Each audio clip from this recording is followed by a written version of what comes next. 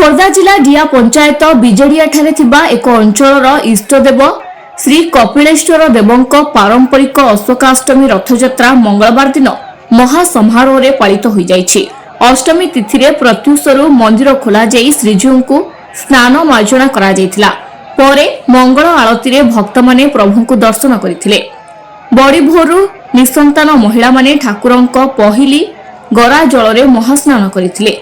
सुखिला भोग और मध्याह्न धूप लगी हेबा परे श्रीजीव को मंडप को विजे करा जायतिला।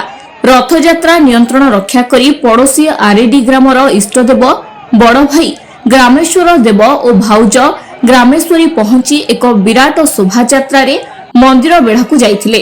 हेले बड़ भाई ग्रामेश्वर देव और भाउज ग्रामेश्वरी देवी निर्धारित समय ठारू प्राय 2 घंटा विलंब पहुंचीथिले। परे उभय श्रीजीव को आड़प मंडप को अणा जाई सामूहिक भोग लगी करा जिबा परे कपिलेश्वरंक क्रियानुष्ठान पक्षरु मंदिर बेढ़ा परिक्रमा करा जाई एक विराट पटुआर रे रथारूढ़ करा जायतिला। श्रीजीव माने रथरे आसीन हेबा परे श्रद्धालु भक्तंक द्वारा रथ टणा जाई जहा 5टारे हेबा कथा 2.5 घंटा विलंब रे टणा जायतिला। रथ पड़ाकियारी रे 5:30टारे पहुंचीबा कथा किंतु रात्र प्राय 8:25 रे पहुंचीथिला। कार्यक्रम रे गड़खारद और खजुरीपड़ा ग्रामर दल बेहेरा नियंत्रण रक्षा करी यात्रा रे सामिल होइथिले। आखपाख अंचलर हजार हजार संख्यार श्रद्धालु भक्त जोग देइथिले।